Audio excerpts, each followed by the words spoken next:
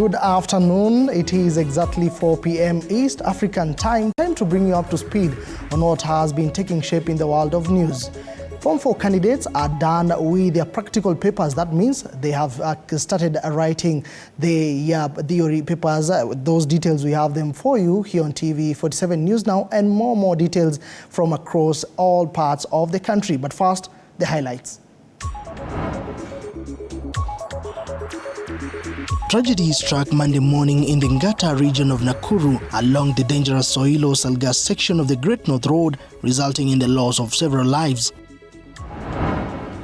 The Kenya National Examination Council has revealed that the government has implemented a fresh regulation to deter premature disclosure of the second paper in the Kenya Certificate of Secondary Education examinations, which commenced today.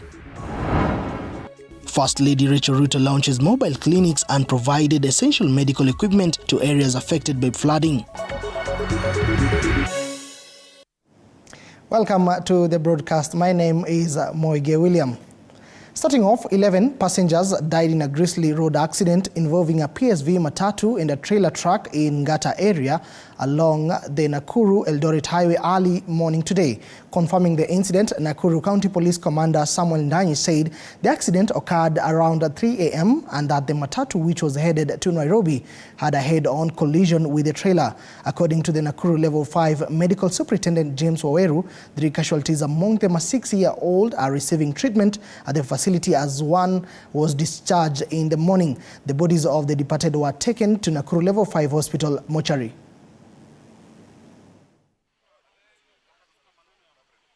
Niliweza kupigiwa simu kwamba kuna ajali imefanyika hapa Ngata karibu Rubis, ambayo imehusisha gari ya nini inatoka Bungoma na ilikuwa inaenda Nairobi pamoja na lori ambayo ilikuwa inapanda juu. Iliweza kugongana head collision na tukapata maafa wengi, karibu watu 9 wameweza kupoteza maisha na wengine wameweza kupelekwa pale PCH. Na tukinapoangalia hiyo accident imefanyika ukitoka Nakuru town, imefanyika kwa mkono ya right.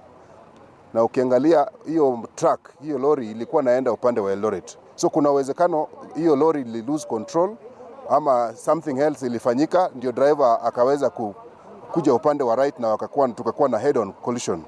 Ndio maana tukaona hii accident imefanyika hivi. Hii ni ajali ambayo imefanyika around saa 9 ya usiku ya alfajiri, kati ya lori na matatu. Matatu ilikuwa inatoka sehemu za Kitale ikielekea Nairobi. So far tumeweza kudhibitisha watu 8 wakiwa wameaga dunia na wengine majeruhi karibu 5 kukiwemo watoto. Driver wa lori wakati ajali ilifanyika aliweza kutoweka, mpaka saa hizi hatujampata. Tulipata victims 7. Out of the 7, 3 walikuja kama wamekufa. Hao wako kwa mochari yetu.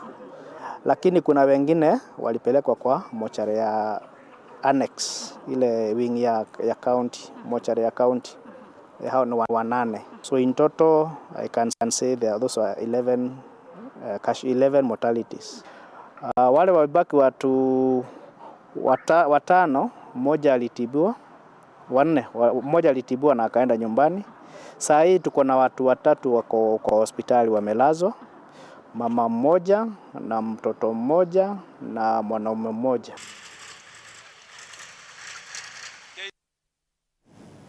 Quite an unfortunate incident, but our very own Chichi Josephine is keeping tabs on that particular story and will be bringing you more details in our subsequent bulletin. Moving on, 2 Wells Fargo company employees have disappeared with over 94 million Kenya shillings, funds previously collected from Quickmart supermarket. According to a police report issued on Monday, the company's driver, Anthony Ndiuki, and Charles Mugedha departed from the firm's South Sea offices at approximately 8:30 a.m. The departure occurred without the customary police escort, even though they were transporting 94.9 million Kenya shillings.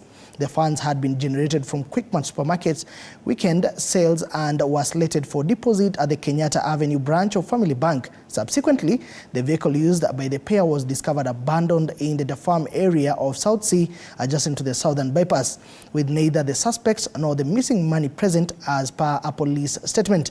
The Lang'ata DCIO is currently conducting an investigation into the matter, and the scene was also inspected by the officer in charge of the station.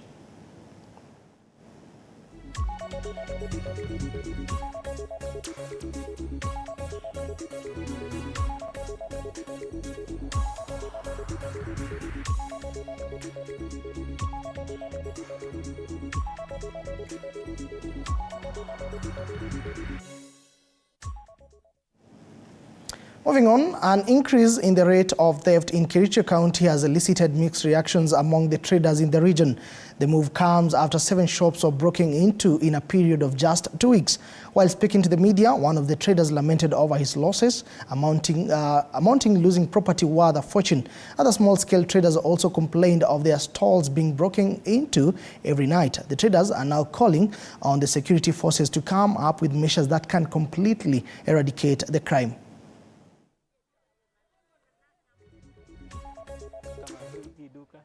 Walifunja wakachukua bidhaa za karibu 10,000. Na pia si duka hii moja, bali kuna maduka mengine ambao wamefunja.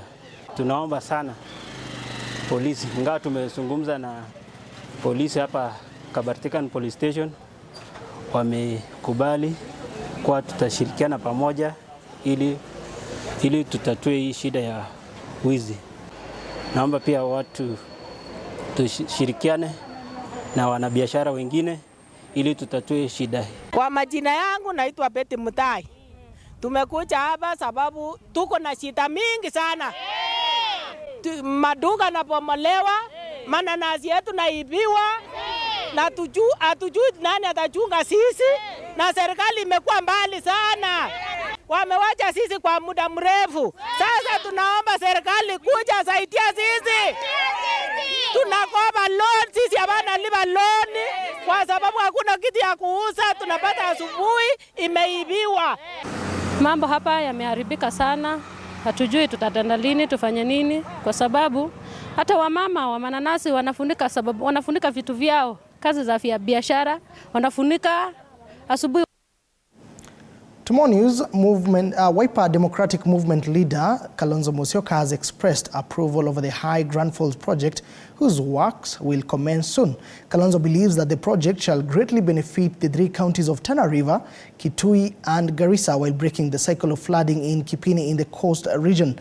On matters of rainfall, the Wiper leader has demanded that the government disclose the budget that had been allocated for El Nino mitigation programs and how the monies will be utilized now that the president announced Kenya will only receive heavy rains.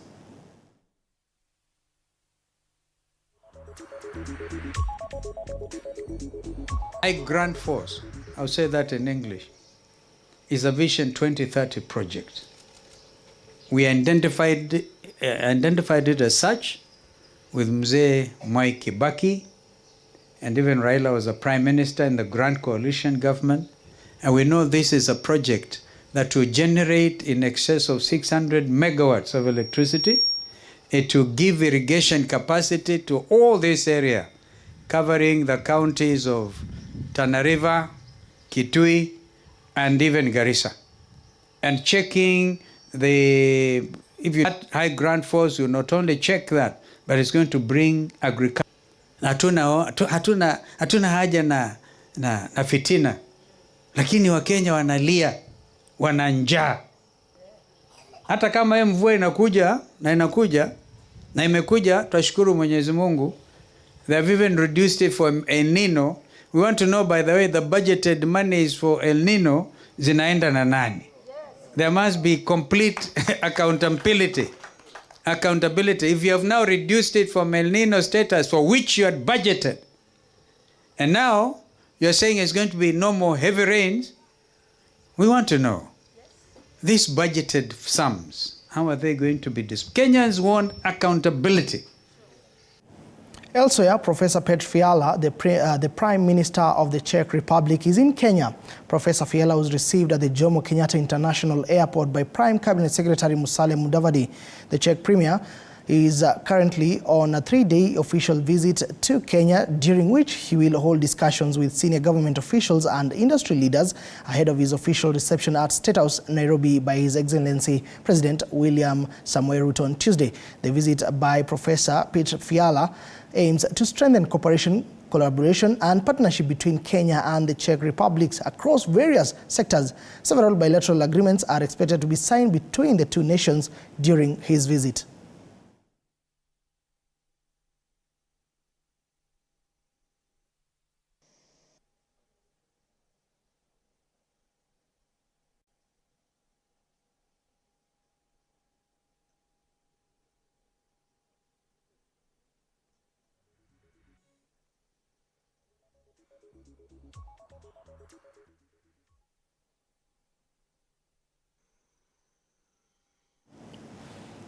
All right, moving on. Residents of Kwale County have been urged to utilize the Ombudsman office to submit their complaints for resolution without resorting to legal proceedings. The chairperson of this office, Florence Kajuju, has stated that they aim to establish the Commission on Administrative Justice, that is a CAJ office, which will receive the complaints regarding various matters related to the county government's operations affecting the citizens. Speaking after a meeting with Kwale Governor Fatuma Achani, Kajuju indicated that the Commission is focused on addressing potential injustices that may arise in the implementation of projects funded by the Central Bank in collaboration with the national government to combat climate change through the county's development initiatives.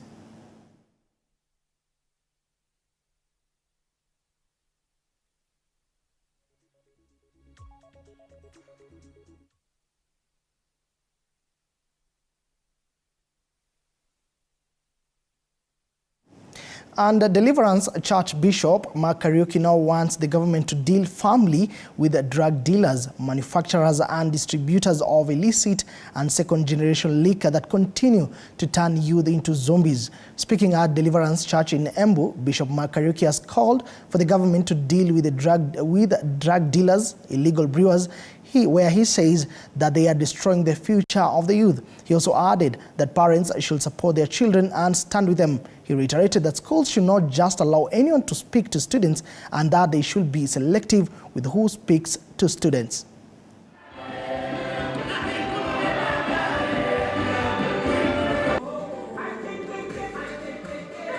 Then I would also like to ask the government to deal with the drug dealers, because they are known.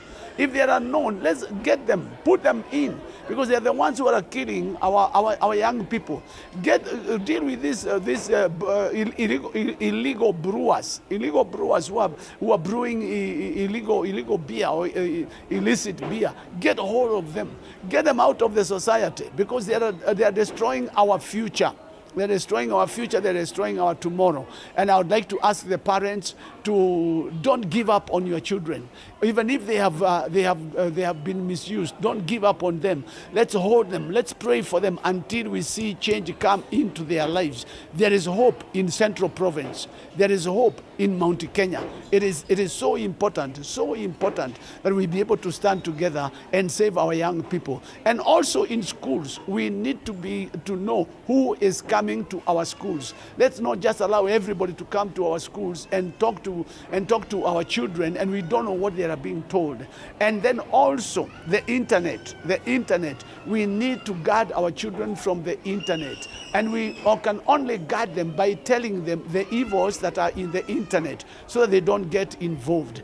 That will save our future. If we don't take a step now, I really support the Deputy President on his fight against alcohol and against the abuse of drugs. First Lady Rachel Ruto has today received and flagged off the official shipment of medical supplies along with mobile clinics that will be sent to 7 counties to help in better basic health services. The First Lady lauded the Health Ministry, adding that provision of universal health care is Kenya Kwanza's core responsibility to make sure that each Kenyan receive better health services regardless of their political stand. The German embassy, in conjunction with the Aga Khan Hospital, donated the various health equipment government, which ought to strengthen basic health services in various counties.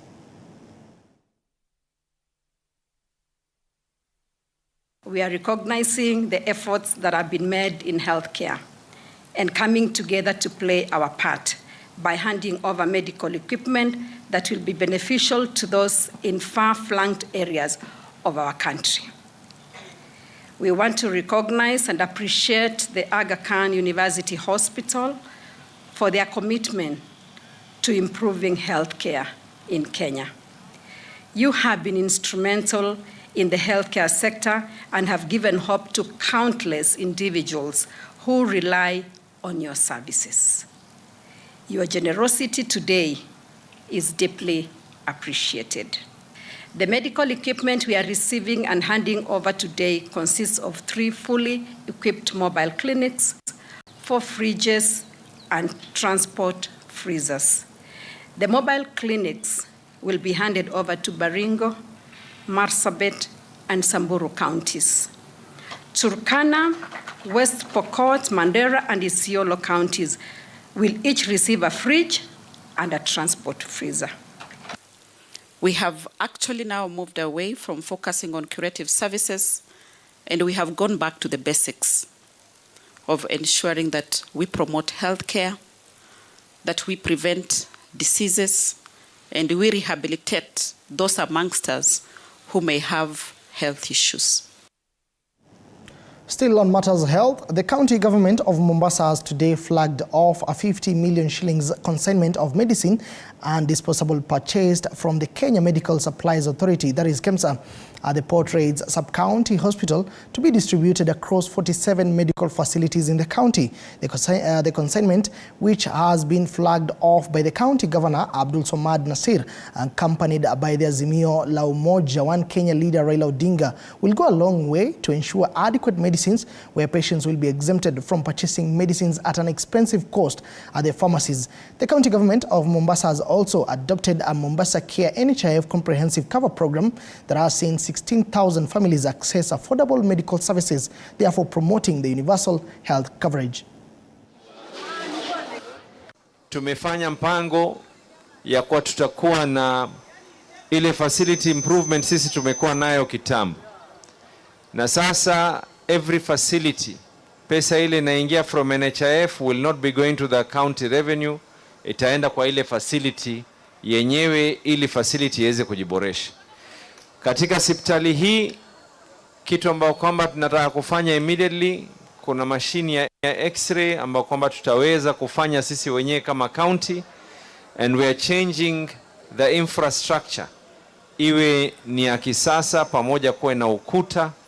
Kila sub-county katika Mombasa iwe na hospitali ambayo itafanya kazi masaa 24, tuweze kupunguza ile pressure pale katika cost center. Sasa tungependa kuona kama serikali kuu ya juu vile vile inatekeleza wajibu wake, badala ya kusema maneno tupu domo kaya. Gharama maisha bado imepanda sana. Bei ya unga, bei ya mafuta, petroli, sukari, sitima, sivyo? Elsewhere, residents of Kwale County have been advised to regularly visit hospitals for eye examinations. The recommendation comes after a free eye care camp organized by the Mombasa Eye Hospital in collaboration with the Rashid Abdallah Super Cup and the Saturday Club of Mombasa at the Wa Primary School. The initiative is taking place at a time when many eye patients face challenges in affording the high cost of their treatment. Doctors have provided various eye care services free of charge to over 600 residents aimed at alleviating the numerous eye-related problems they encounter.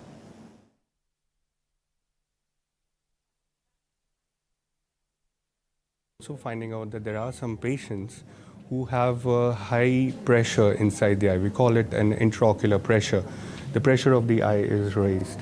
And many of the patients who have lost vision because of the high intraocular pressure, and we call it glaucoma. If anyone in your family, maybe your father, your grandfather, your mother, your grandmother, anyone in the family has a history of high pressure of the eye, it is very important that you come and see a doctor early and get yourself evaluated because it is a genetic disease. Sababu wakazi wamejitokeza kwa wingi na naona foleni bado ni ndefu, inamaanisha kwamba watu wako na uhitaji wa huduma hii ya macho. So mimi nimefaidika, nimepata miwani na staff zangu wawili wa karibu 6 pia na wamepata miwani na wazazi pia wamefaidika na hiyo miwani. Kuna wanafunzi ambao pia walikuwa na shida ya macho ambapo ukiangalia performance darasani haiko inatokea vizuri, hatuko tunajua challenges. All right, from matters health, now let us shift gears to matters environment, where Machakos Governor Wavinya Ndeti has called on the national government to expedite the cleaning of the Athi River, whose water has been declared harmful to humans due to significant pollution occurring in the river. Wavinya stated that the consumption and use of polluted water are the leading causes of the increasing cancer cases in the Mwala sub-county. The Athi River, which divides the constituencies of Mavoko, Matungulu, Mwala and Yatta within Machakos County, has been declared a national threat due to rampant environmental pollution, particularly from industrial waste. She mentioned that her government has established a cancer screening and treatment center at Machakos Level 5 Hospital to provide care to patients from the entire region. Ningependa kusema ya kwamba hapa Mwala tuko na shida. Na ile shida iko ni shida ya cancer. Watu wengi hapa they are suffering from cancer kwa sababu ya hii mto Athi. Tulitengeneza commission na national government na vile mimi ningewauliza tuharakishe usafishaji wa huu mto kwa sababu watu wetu wengi sana wako na shida. Ninajaribu hapa Machakos kutibu wengi na nikiangalia percentage kubwa sana inatoka hapa Mwala, lakini watu wetu wa Mwala nataka kuwaambia, ukisikia kitu usiogope kwenda hospitali because cancer can be treated. Cancer inaweza kutreatiwa ikipatikana mapema.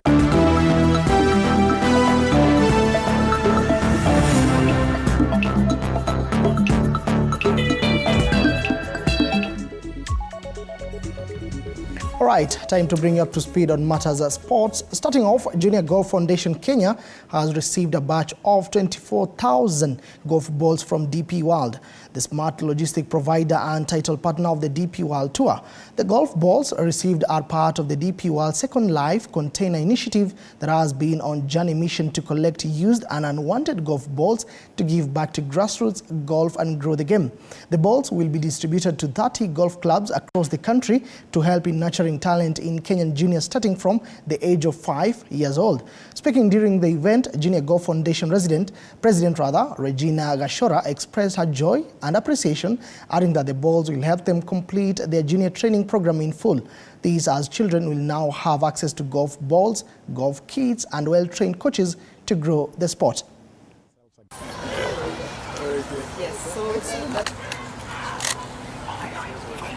The beauty of this golf ball is a show of the much work that is being done by the Junior Golf Foundation, and out of this we've seen the result of our ladies Kenya team that has just come from Rwanda that won the East Africa Challenge that had several countries. There were actually 7. And to receive this team and to say hongera to this team, and at the same time to receive 24,000 golf balls donated by DP World at the same time to help grow the game of golf at the grassroots, in communities, in our clubs, and just to send a very strong message that golf is not the elitist sport it is projected or painted to be. We want golf to be played by everybody. We want golf to be a mass sport. These 24,000 balls are going to go deep into the communities, into clubs, and it's just part of ensuring that we have the right equipment, the right environment, and the right conditions to grow the game of golf all round. So we are delighted.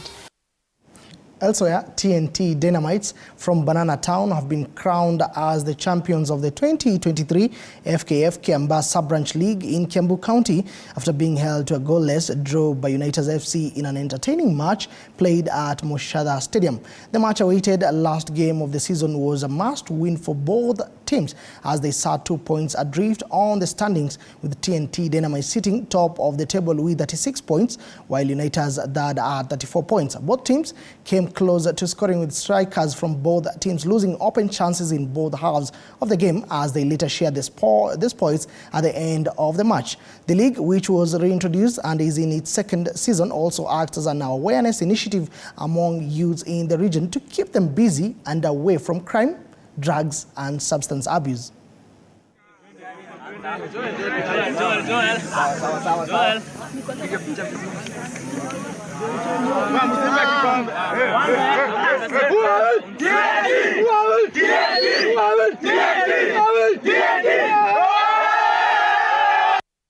I see a familiar face there. Also, now beyond the borders, Romelu